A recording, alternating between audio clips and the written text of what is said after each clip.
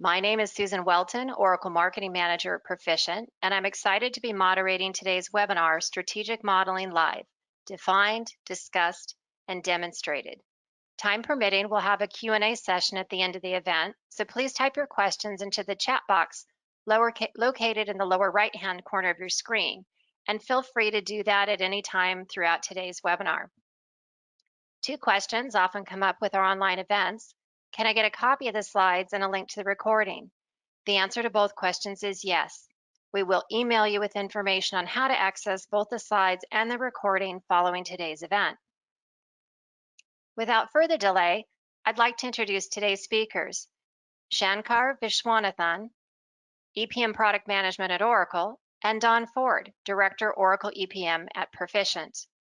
Shankar is an accomplished product manager with more than 15 years of combined experience in corporate finance, B2B, EPM, and cloud software.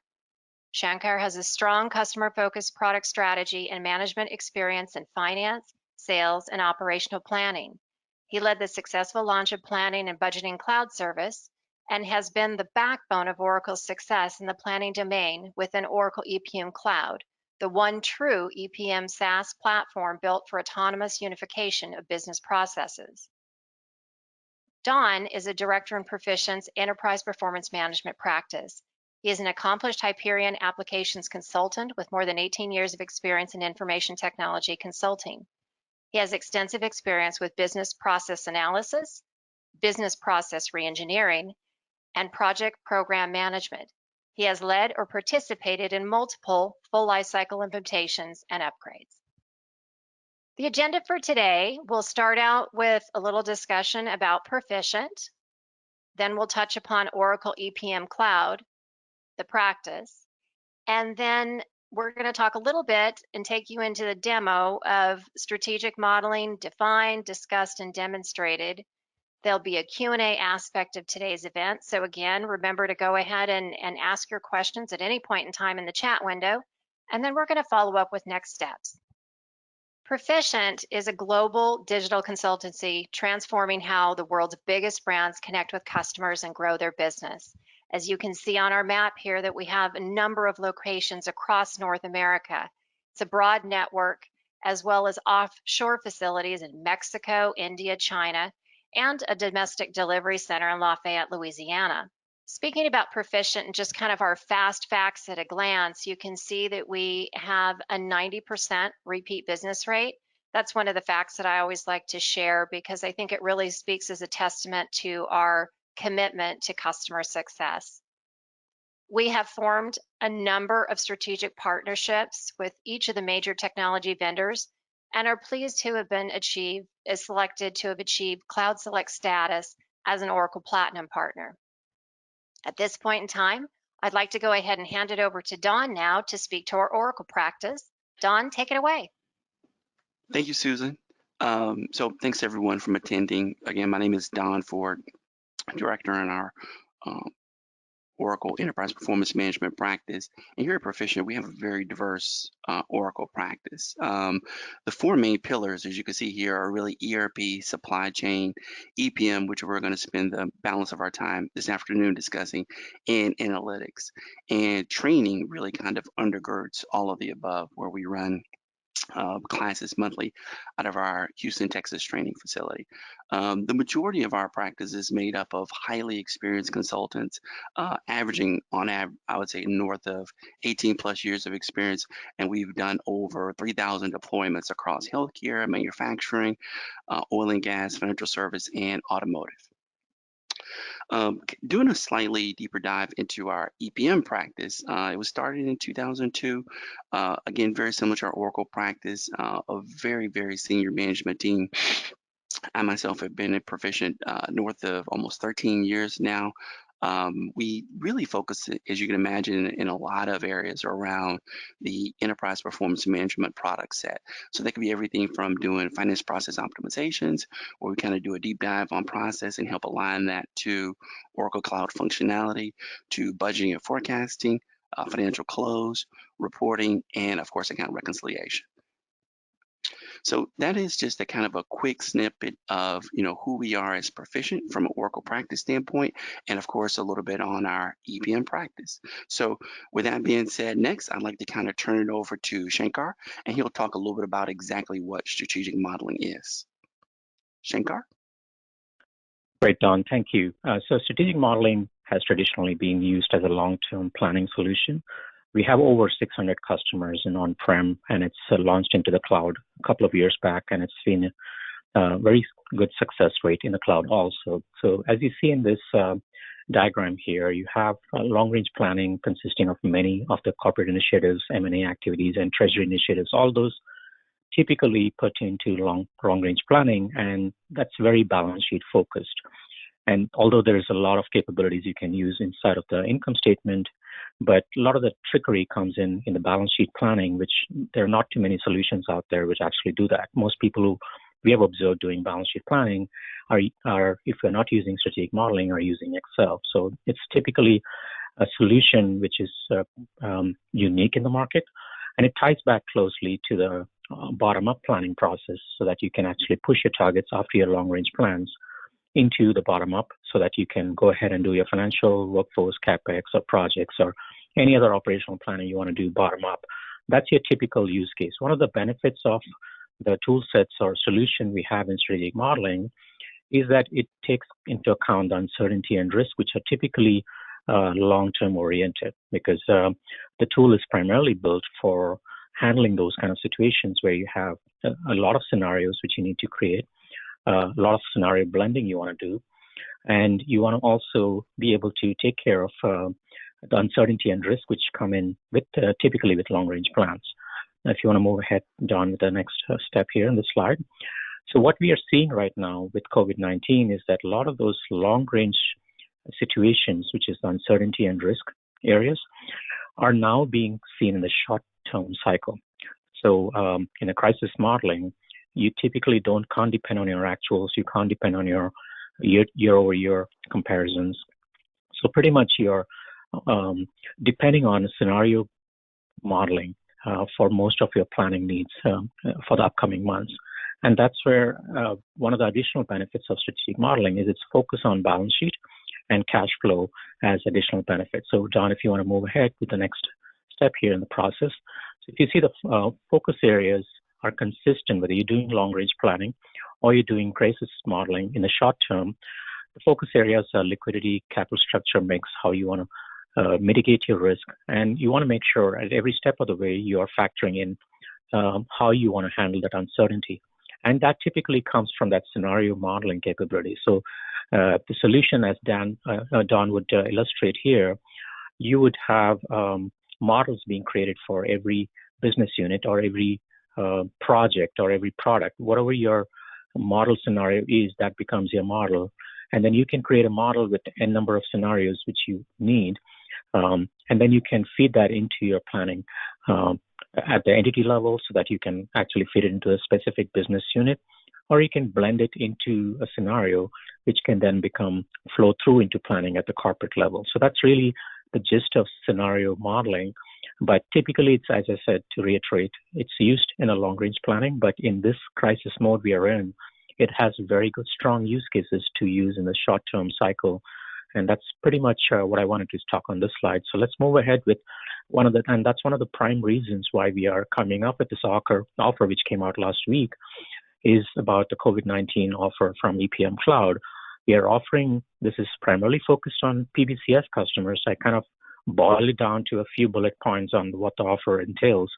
Essentially, PBCS customers can convert their application to enterprise. They can just go to their application overview, hit the convert to enterprise, and then convert that over. And once that's done, they can now start using, as of today, anytime, you can start using strategic modeling in the financials module. We'll focus this session on the strategic modeling side because that's the real value add which comes through with this offer. And obviously, as you convert to enterprise, you get to use Groovy also. We are not exposing any hybrid options at this point. That's not part of this offer. And you don't need any processing. You don't need any Oracle sales folks to contact. You basically can convert that application on your own part. Obviously, you want to test this out on your test part. Make sure you want to go ahead After all the testing, you can do that in production. This offer is open until April 30th, 2021, which means you can start using it anytime you want. It ends on April 30th, but after that, you can negotiate with the sales folks or Oracle account managers to decide what the go-forward path would be. But that's the offer as it stands. Now, I have put in here an FAQ which explains a lot of details. There's links embedded in it. As you get the deck, you can look at all the FAQs which you have been getting, and also the blog and the recent article we have published explains more on this offer. So that's pretty much what I had, and I'll hand off to Don to continue with the presentation and demo. Thank you very much, Shankar. Excellent. So now with that backdrop and obviously the offer that Shankar just shared, let's talk a little bit about exactly what strategic modeling is and put a little bit more teeth, a little bit more context around some of the things that he introduced. So when we think about volatility and uncertainty, I mean, Shankar just shared, their offer is kind of in the COVID-19 pandemic season, if you will, that we all kind of find ourselves dealing with. But I see this volatility and uncertainty is not new. Businesses have forever, had the need to remain responsive and agile and be able to kind of play out multiple scenarios and understand how these scenarios would affect their business. That is the genesis for why strategic modeling was developed and why it's been used for that purpose for a number of years. So if we think about how we can achieve this, I like to say we kind of boil it down really into 5 simple steps. So the first is we identify our key factors. We then can model out the organization. We can then create the business cases, the what ifs. We assess then those plans, and then we can align it, as Shankar talked about a few slides ago, with our operational plans. So let's kind of take a closer look at each of these 5, and that'll be our setup for our demonstration. All right, so how do we solve it? So when you think about this flow, this graphic is really designed to kind of give you a pictorial representation of how we play out each of those 5. So when you think about the identification of key factors, these would typically be your KPIs. Shankar talked about liquidity for the balance sheet and how a lot of companies, prior to strategic modeling or strategic finance, used to use Excel. Almost every company or every organization has those. So the identification of those and then how they actually align with the various aspects of your business. Shankar a few moments ago talked about how you can model all of your business or multiple aspects of your business and basically put it in type of a hierarchical structure to kind of paint a picture of, how your business, if it's across service, if it's across product, if it's SG&A, is ultimately going to roll up to a top line financial level. And then strategic modeling uses the big 3 financial statements, income statement, balance sheet, cash flow, along with this associated series of ratios and memo accounts and custom definitions to provide an overall financial framework for modeling. That framework is then encapsulated in what we call like a baseline business case. That business case is, hey, here are the items, the key KPIs that I want to drive my baseline business case. And then those assumptions are then documented and captured. And then from that baseline, I can adjust, I can modify, I can add new drivers and produce additional what if scenarios, here illustrated as additional business cases for maybe a pessimistic view, call it downside, a little bit more optimistic view, which we would call upside, or any other business cases that you have in mind. And then from there, with that baseline plus the additional, you can then assess these strategic plans. You can compare them one to another. You can have discussions about exactly what assumptions went into each of those cases and are they valid? What's the likelihood of those scenarios playing out? And then once that analysis has been performed, then you're able to then consolidate multiple views and discuss internally of the likelihood of those. You use those strategic plans to set your operational targets in what we call our operational planning mantra. So again, this is how the Oracle solution really brings both together, not just your traditional annual budget or annual forecast where I'm planning revenue and expense or capital or workforce, as Shankar illustrated, but now using your strategic model to set the targets that everybody then is going to strive for. And that could be based on, again, any of the business cases that were developed and analyzed and assessed during the strategic planning cycle.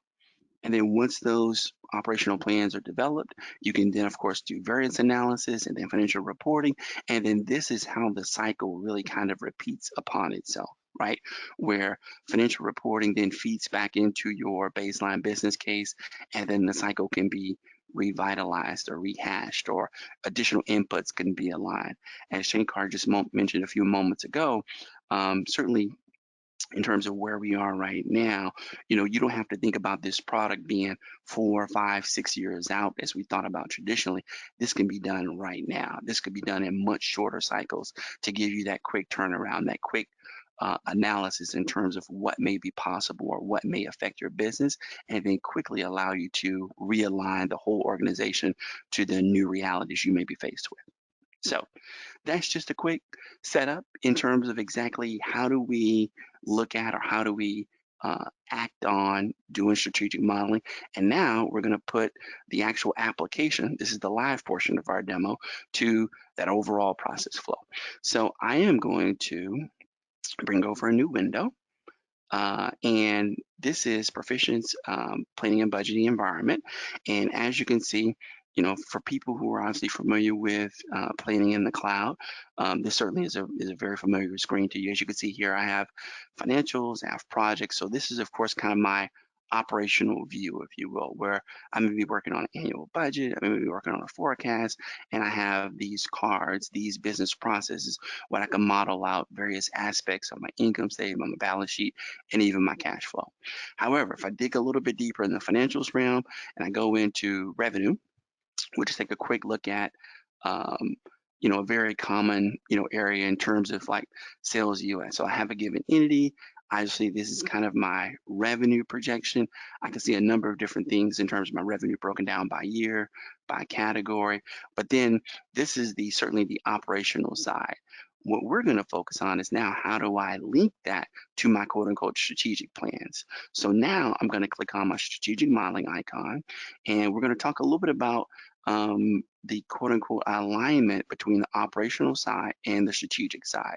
So in this view, the same sales US entity is captured here at my point of view. As you can see, my targets represents my strategic plans. My working represents my operational plans, and this is how the two come together. So if I desire, right, to say, oh, okay, hey, I may have multiple business cases. So again, there's this view where I can kind of align the strategy side with operational. I can use either my base case, or I can use an upside case or a downside case. Those basically drive either higher or lower or even moderate targets with my operational plans. And then via the very standard, very typical out-of-the-box functionality that exists in planning, I could do variance analysis on any one of those quote-unquote strategic plans against my current operational plans. And I can also even align future years, future projections with my overall projection, and I can actually see that this particular plan is indeed increasing year over year. So then now let's go a little bit deeper in terms of what these strategic plans look like, how are they developed, and more importantly, how do we assess and change those? All right, so now I am in strategic modeling. As you can see, just to kind of orient you to the view a little bit, here is my scenario. So those same scenarios we saw a few moments ago on the bottom up plan are in this particular view. So again, I kind of start with an initial baseline. I may have a downside business case, an upside business case, and via this arrow, it's very easy for me to kind of change that perspective and see what the financial figures may be for each of those what if scenarios. Now, Shankar talked about how the power of strategic modeling is in the fact that your big three financial statements are just given to you right out of the box. Those items being the income statement, balance sheet, and cash flow with its associated ratios. In strategic modeling, you never have to worry about, does your balance sheet balance? Does it tie or reconcile to your income statement? And what about the cash flow? Is the cash flow really accurately depicting the interdependence it has on both of those other two? The answer is Yes, that's the reason why in strategic modeling we're able to quickly and easily deploy new models because we have a ready-made construct across those three that we were able to leverage right out of the box. Now, with all of those associated accounts, one of the things that strategic modeling gives us the ability to do is also create groups of accounts. So for instance, I can group all my revenue drivers together, all my operating activity together. If I want to group my balance sheet account groups, excuse me, together, or any of the others, the account groups gives me the ability to kind of align various aspects of the big three into logical groups just for easy digestion, easy modeling, and really overall improving the visibility of what I'm trying to focus on. So another key aspect of strategic modeling is the time dimension. So when you look at this view and you see 2017, 2018, and 2019, and those are in black, strategic modeling gives me the ability for a given model to say these values, these years are actuals. So I have the ability to just load those in directly via SmartView or through the browser as I'm showing you here, or through our data management tools that exist in Planning, and then also set the context of what my out years or my forecast or my forward-looking years ultimately are going to be. In this example, it's 2020, 2021, and so forth and so on. How easy is it that to change? Really easy. So if I go to time period, go to manage details. If I want to add a year chart to my forecast to go out a little bit further, that's easily done by simply changing the end year, or I could even back it up to change the start year. Not a problem at all. So let's take a closer look then at these accounts. So as you can see here, V300 is unit volume, 305 is product price, and this V1000, as you can see, is product sales. I already talked about how the black is actuals, and then the bluish colored icons are my forecast months. So when I look at the fact that we're moving 14 units and almost 15 in 19 and then 16 in 2020, you can see this little blue icon here that says forecast as growth.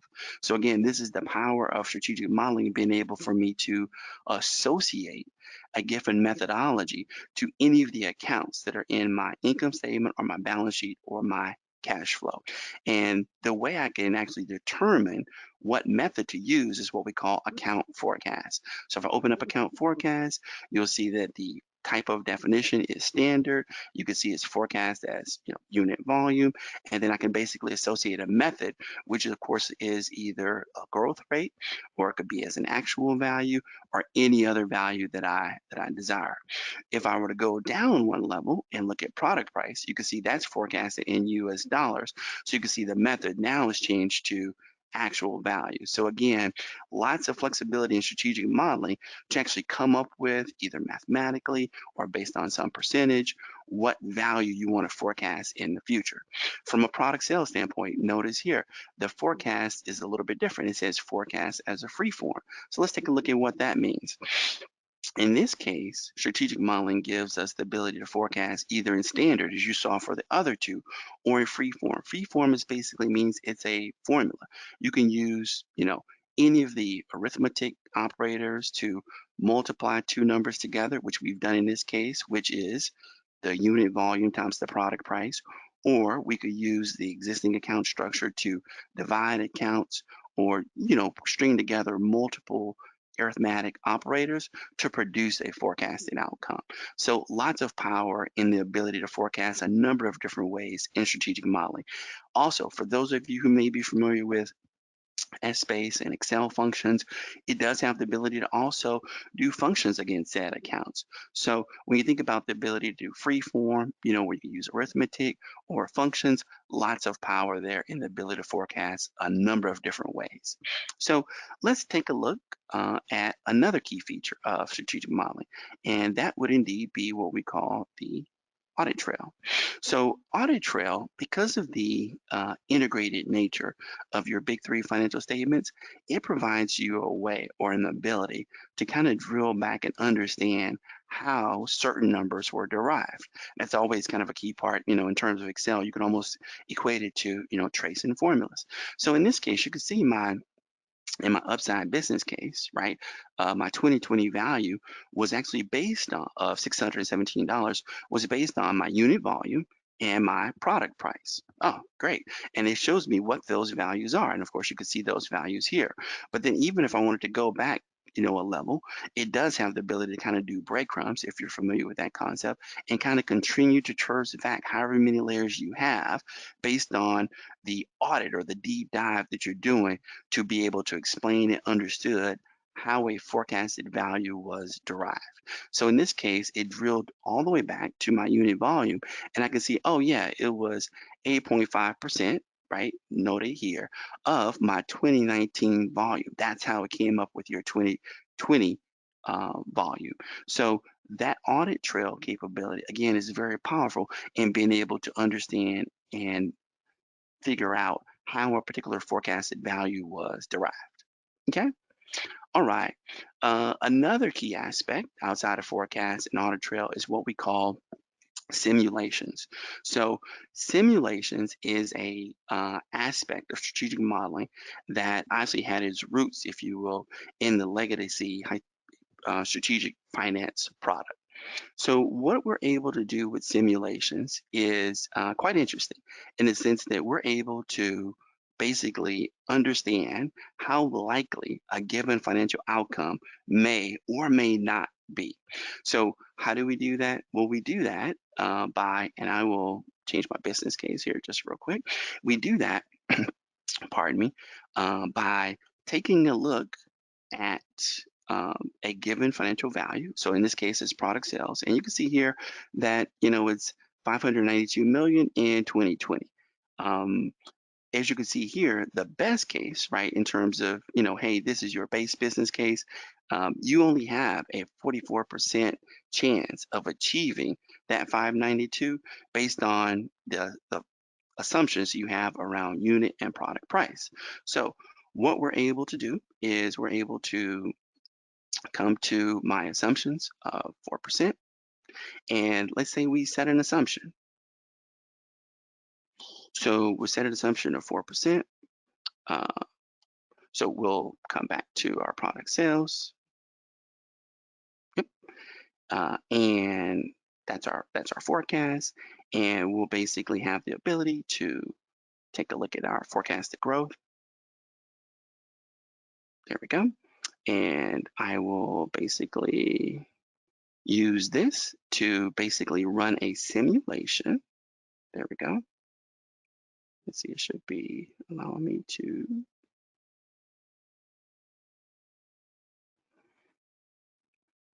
I'll run the simulation. Yeah, so right now it's going to run the simulation on my product sales based on my assumptions of unit volume and product price.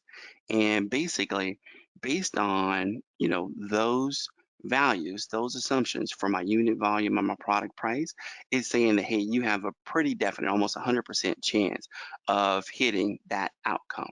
Now, if I also want to add in, let's say a target value of, let's say I want to bring it up, call it 600, that's easy. You know what I mean? Let's say if I say, well, how likely is it that I could hit 600 with a given, with the unit volume and product price that I have?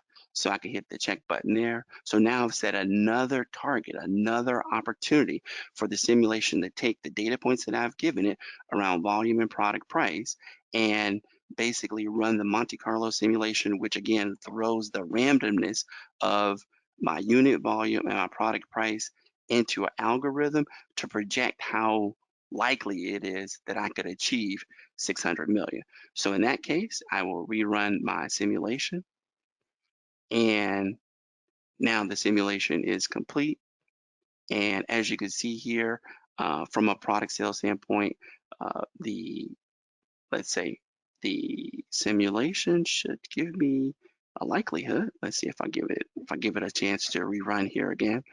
It should tell me the likelihood of 600 million, which unfortunately, like I said, I didn't get the certainty, but I think you guys certainly understand what I mean in terms of Monte Carlo simulation gives you the ability to project forward using statistical algorithms the likelihood of achieving a certain business case. All right, excellent. So with that being said, that's again just 2 or 3 really key features of strategic modeling, the account forecast, audit trail, and lastly, simulations. So one of the things I also now want to kind of transition and talk a little bit about is the actual modeling of your business, the modeling of your quote unquote business structure. So let's take a look at, again, US operations. So our model that we were just looking at, which was Sales US, basically Sales US is a sibling of what we call Finance US, and they both roll up to our US operations. So when I'm in Sales US, as you can see, this value, because of my base scenario, I made a few changes, I adjusted it, that value has changed. I can also use Finance US, right, and combine the two to get a total US operations value. One of the things to note in strategic modeling is I can basically grab or associate any right of my existing scenarios right with this particular financial consolidation. I also have the ability to change the consolidation method. So I can change it from full consolidation where I grab everything at 100%. I could do a minority interest, which is broadly speaking anything like less than 100%, but also to 50%. I could do a cost consolidation, which kind of grabs everything between, let's say, 20% and 50, and then equity only, which is like a 20% or less. And then I could put that percent ownership here. So once you define for a given model what scenario you want to use, what consolidation factor you want to use, you then have the ability to go back to your top level view and then run the consolidation, which will take the data that you put in to each model and then consolidate those values to the top. So that's how you're able to predict and project outcomes in a very layered fashion across multiple what if scenarios to produce your top line, impact to your income statement or to your balance sheet or even your cash flow.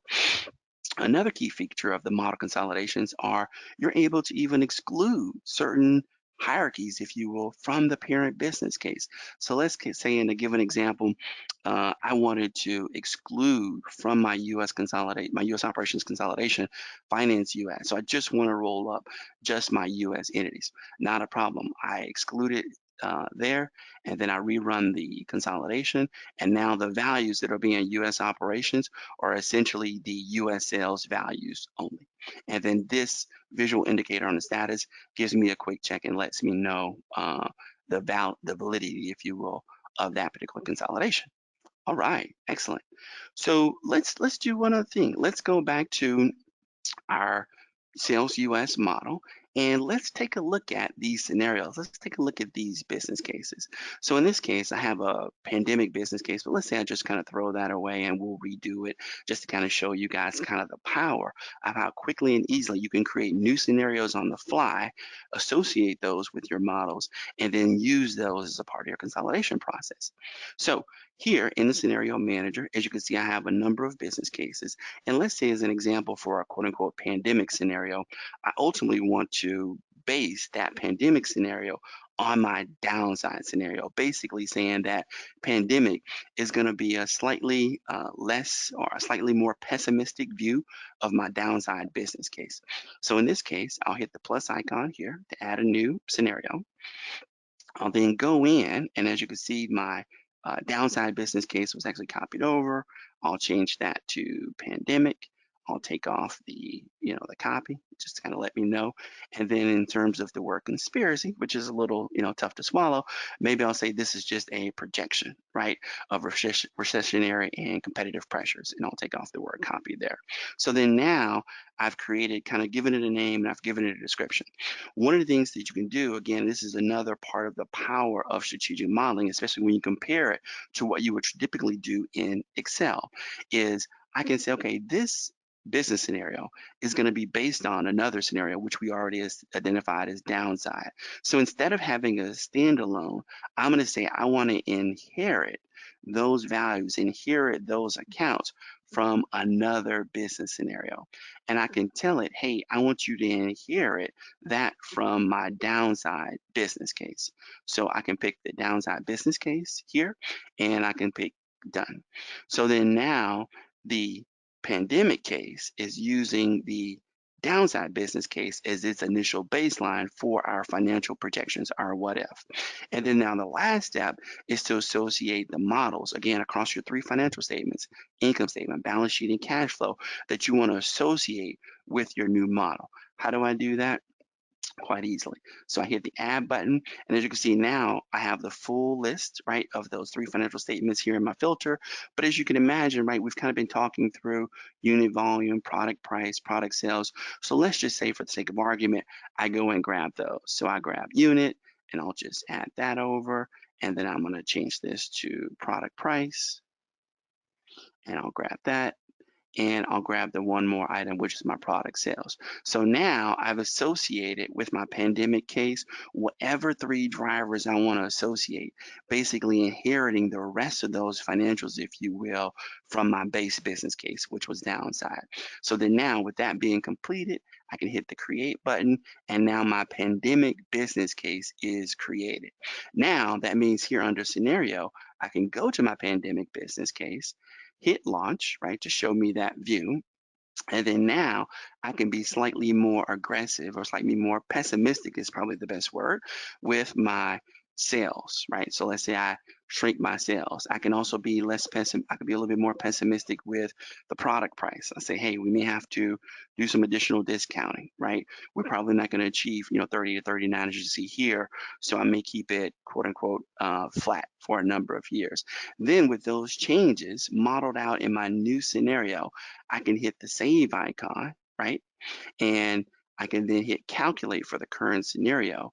And then strategic modeling, because of the linkage that exists across the income statement and the balance sheet and the cash flow, it will show you, hey, based on the changes you just made, here are the outcomes, right? Here are the financial accounts that are impacted by those changes. And of course, this is my new pandemic business case.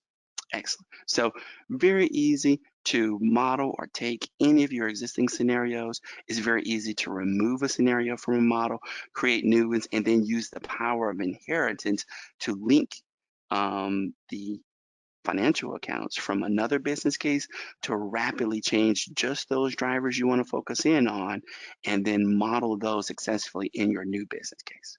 All right, excellent. All right, so now that we've talked a little bit about how we can use account forecasting. We've talked a little bit about how we could use audit trail.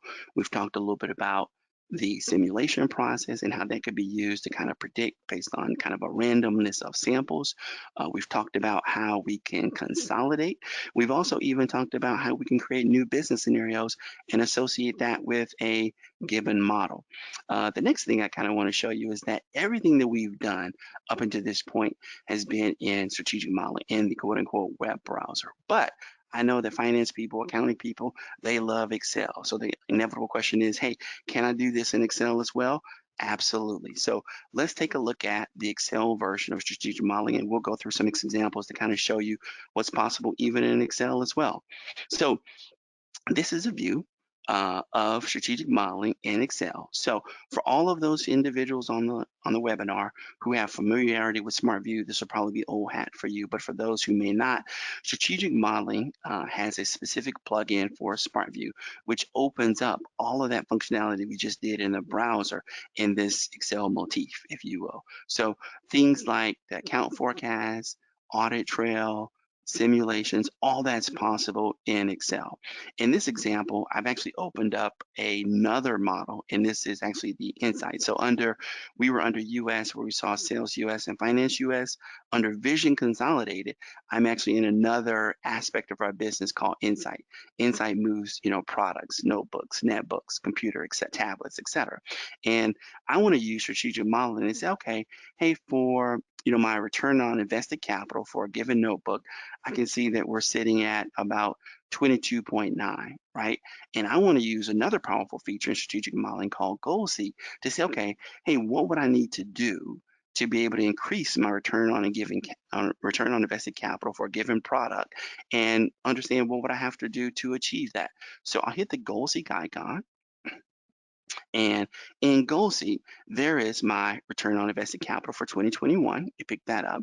And I can see also that, hey, I can use a certain driver, you know what I mean, to project what I would like to use as the driver to drive up my return on invested capital. Now, with that being said, I can pick from any of the accounts, you know what I mean, in my income statement, balance sheet, and cash flow as a set. But because my cursor was already at, age 22, it actually, understood that I wanted return on invested capital in notebooks. So let's say again here, I want to make the value or my target to be 23% instead of the 22.9.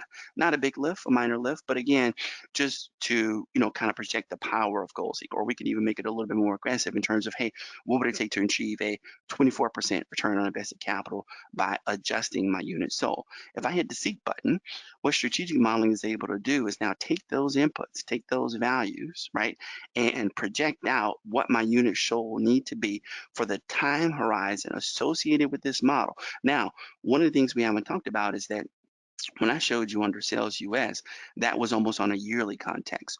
When Shankar made the point about strategic modeling really being dynamic and can be able to do not just your long range planning, but short term planning as well, we absolutely have the ability to do models that are based on not a given year, but also a month, and then project out, okay, here's what we need to do, month over month, and even change the context, kind of toward the tail end to say, if you want to achieve a 24% return on invested capital, then here's what you need to do from a unit sold standpoint to achieve that.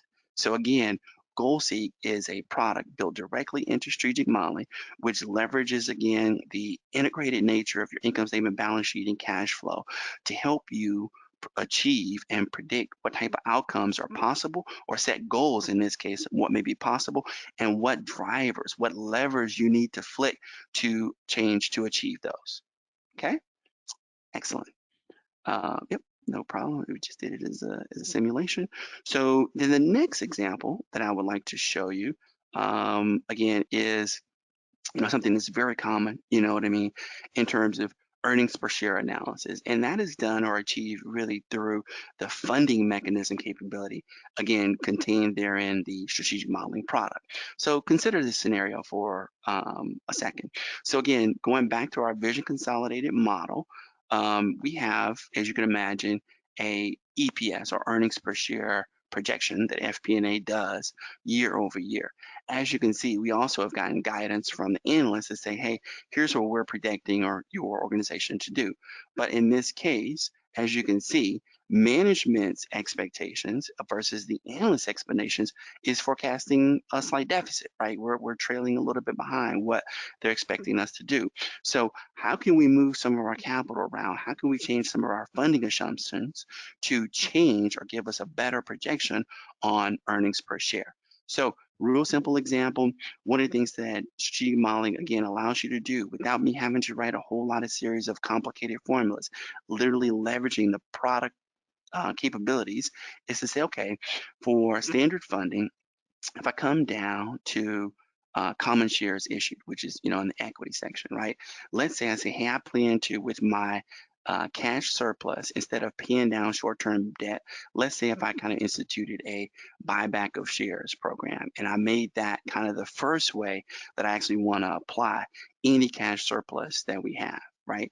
I also have the ability to fund deficits, or basically determine how my deficits are going to be funded. But in this case, I'm basically talking about my cash surplus. So by checking the box on surplus, making it the top priority, and then clicking OK, in the Excel version, just like you saw in the browser, I still have the ability to calculate for the current scenario, which is my baseline, or calculate for all of my scenarios. And then it's going to take those funding assumptions and it's going to do the mathematical computations to say, okay, hey, if we apply or kind of move that surplus cash out to buy back those shares, let's see what happens to our earnings per share analysis.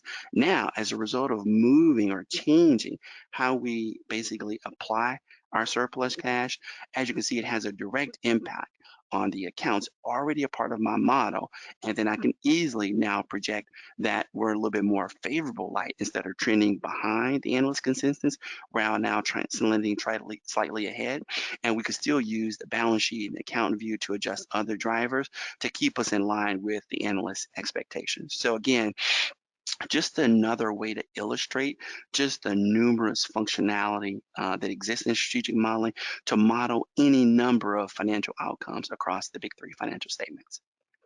All right, excellent. So let's keep going. And now we're going to talk a little bit about to the fact that, if you think about where we started in terms of we wanted to kind of assess these plans. So we looked at these plans from a number of different ways, a number of different vantage points.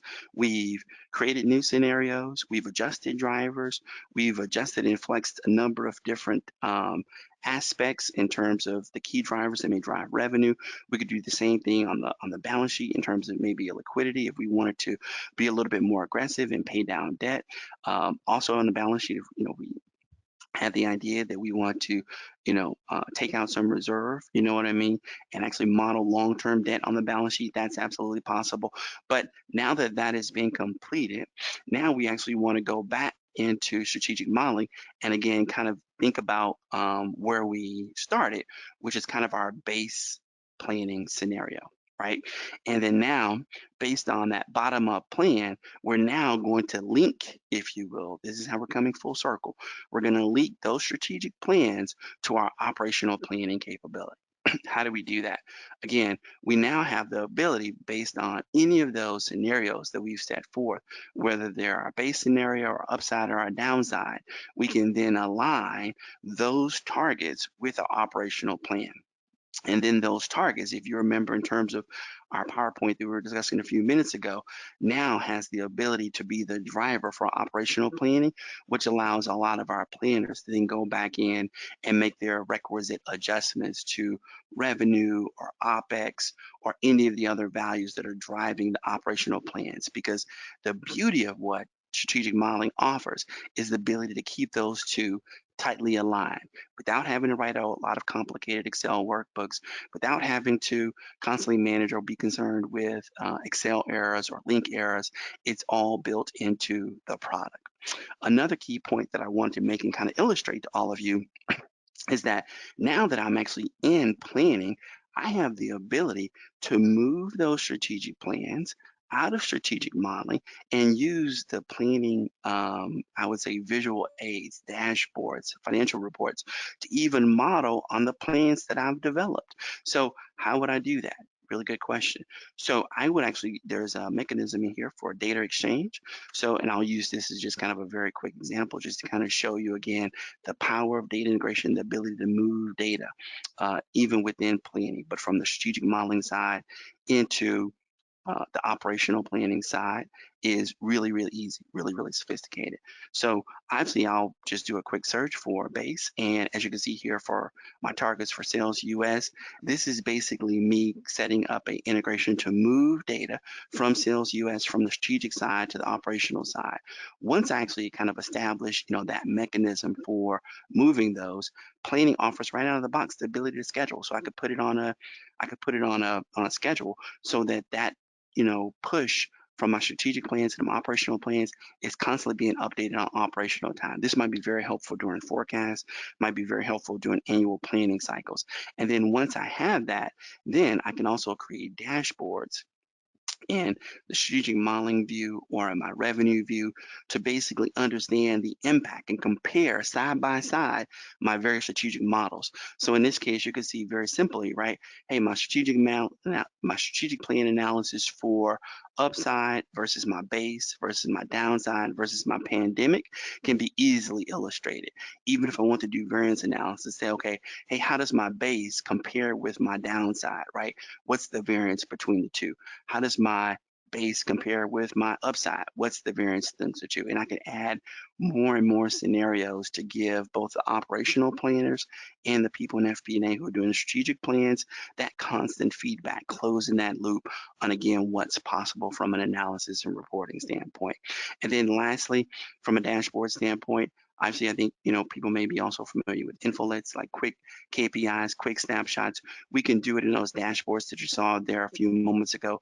But even if you had other KPIs, other infolets that you just wanted to be able to highlight and you wanted to bring those strategic plans into that view as well, it's easily done in that view as well. So with that being said, just to kind of recap what we've done and what we've shown and what we've demonstrated is a couple of things.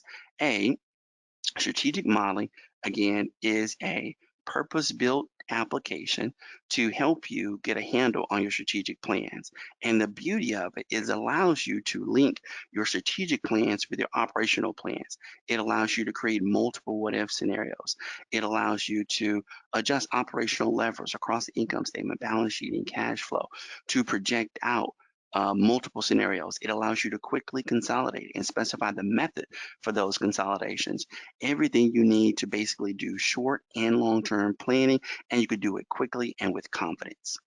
So with that being said, I think, we're about 10 minutes to the top of the hour, and I would like to turn it over to Susan, and she can kind of coordinate a small Q&A session.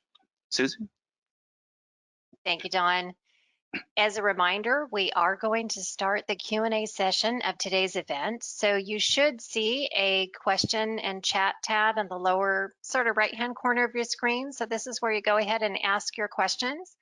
I do see that we had a few of them come in already, Don. So I'll go ahead and start with the ones that are already in the queue. But again, feel free to ask your questions. And if by chance we didn't get an opportunity to ask your question within the time allowed, we will certainly make sure that we get back to you. And one question I always like to make sure I address up front, can I get a copy of the slides and can I get a copy of the recording? We get that question all the time. And the answer is yes. Everyone who registered for today's event will certainly be sent that information, probably sometime tomorrow afternoon. So with that being said, we'll go ahead and get right to the questions. And the first one that I see here, Don, is how long would it take you, probably proficient, to help a customer with some Oracle experience get comfortable with strategic modeling conceptually with a tool like this? No, good question, Susan. So I think, if you are an Oracle customer or have some concept of planning and or smart view already, it wouldn't take very much time at all. The key point about strategic modeling is what excuse me, pardon me. The key question that we would have to just make sure that any new customers looking at strategic modeling understand is just kind of a quick introduction to the actual account structure, really breaking down how the income statement and balance sheet and cash flow, and talking through the interdependency, if you will, between those three. Once that's understood, the relatively easy part is some of the things that I kind of showed, in this call, which is how do we set up a model? How do we create a new scenario? How do we adjust those levers? How do we, specify the methodology for an account forecast to really kind of drive out those KPIs? So that aspect is relatively easy. So for most people with a little bit of understanding of, these concepts on the EPM side, it would take a matter of weeks for that person to really kind of understand exactly what can be done and how best to leverage the tool. Thank you, Don. Got a question here from Bob. He wants to know, how do I get the data into strategic modeling beyond using the web browser or an Excel template? Yep, no, that's a good question, and I touched on it probably just briefly. So when I showed the time horizon, and I made a point about the actuals being kind of the black columns that you saw there for 2017, 2018, and 2019. One of the things that we can do, certainly from a strategic modeling standpoint, is we have the power of data management to get data from any of your, I would say, external systems. It could be your ERP, it could be Excel spreadsheets, it could be a data warehouse, any of those systems.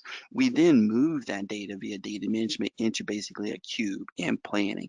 And then from there, those actual details can be flowed over via that very quick view that I showed you a few moments ago on the data exchange. The data exchange is used to move data around both out of the system and into planning, and into planning into strategic modeling, and then out of strategic modeling and back into planning, and vice versa. So via the tools that are already a part of the Oracle Planning Cloud platform, we have lots of flexibility, lots of variability in our ability to get data into the system for actuals. Thank you, Don. We have a question here from Anna. Anna would like to know, can I put information from the web application, or is it only from SmartView? Can I input, excuse me? Great question. No, absolutely. You can absolutely input data from the web, from the browser, right? You don't have to just use Excel, as I showed you there, for input. So if I wanted to go into a given model and make changes directly for these forecasted accounts or any of the other forecasted accounts, you know what I mean, which may be on my income statement or my balance sheet, you can easily make those changes directly in the browser itself. So if I wanted to change my administration expense growth from 5% to 7% to 8%, and that kind of represents kind of a multi-year increase in that particular aspect of my implication income statement for that particular scenario, you can easily do that and recalculate directly from the browser as well. Not a problem. And Don, there's a secondary question that I think is also related perhaps to this same view from Anna. Wanted to know, why are 2018 and 2019 dates green? Yeah, good question. So that's just I guess like a legend, right? That strategic modeling gives you, just to kind of highlight that those are basically not forecasted values, but are actual values, because they're associated with the actual time periods, not the forecasting time periods here in purple or blue. Sounds good. Next question I have here is from Teresa. Teresa would like to know the simulation on how likely to achieve the sales plan forecast is based purely on historical data, or historical plus some sort of market dynamic that can be layered in? No, great question there. Yeah. So on the simulation is really on a market dynamic. So if you're familiar with planning, yes, there is a product called predictive planning, which has the ability to kind of take multiple years, multiple periods of history and say, okay, my future results is really going to kind of be based on maybe me taking a certain data set and analyzing that and using that to project forward. The difference between that predictive planning simulation and what we're talking about here in strategic planning is that it's really forward-looking projections. So I absolutely can say, hey, there may be market conditions in the future that may go, let's say, 2 or 3% ups on units, or 2 or 3% up on product price. I then define a range or a value, right, like bookends, if you will, for how those changes could be illustrated over a course of time, 2, 3, 4 years out. Then the simulation takes those assumptions and then it basically crunches those values and basically determines how likely it is, based on those assumptions that I've set for a value that you're trying to simulate, based on, again, those two drivers that I've established, not looking back at history. So that's how you're able to get kind of that forward-looking projection. And really, you're not bound, if you will, by what has happened historically. In the simulation, you're defining exactly how you want how you want your value that you're forecasting. And in that case that I used a few moments ago, I think was product sales. That product sales was based on units and product price. And then I can basically set a distribution curve for unit and product price, and that and the number of trials that I'm running, the randomness of the sample size, drives my forward-looking projections, not actuals. Does that make sense? It does. Thank you, Don. I think we've got time maybe for one more question before we'll need to move on. And this is from Arun. He wants to know, can we always utilize data map to push data from scenario modeling to financial planning, or do we need to use Groovy scripting? Oh, good question. Yeah. So, you don't have to use Groovy scripting. Shankar, if you remember in his slides, he talked about that as being kind of an option, that's on the table for those PBCS customers is to use Groovy, but it's really not a requirement. In the example that we've kind of walked through, here today, I didn't do anything associated with Groovy. So the use of data maps, you know what I mean, is probably the easiest and fastest way to move data between the two, and Groovy is absolutely optional. Sounds good. With that, Dawn, we should probably flip back to the presentation. And I wanted to make sure that I at least addressed this potential offering as it might be of interest to some of you attending today. Proficient is offering a 1-hour virtual lunch with a Proficient expert. So if this topic is of interest, we are actually scheduling this time on a case-by-case basis, and the topic can really truly be of your choosing. If you want to drill down a little bit more into rapid scenario modeling, or if you want to talk about connected financial planning, or alternatively, continuous planning, if that's something that's of interest to you. And we have a number of subject matter experts that are willing to sit down and share their expertise with you over virtual lunch to have a more in-depth conversation. So Dawn, is there anything further you want to comment on these virtual lunches we're offering? Yeah, no, thank you, Susan. So the only thing I would just add is that, yeah, I mean, this is just an opportunity for us to kind of talk and dialogue, in real time around not the, I would say, um, standard scenarios that I displayed this afternoon, but anything that may be germane or pertinent to you.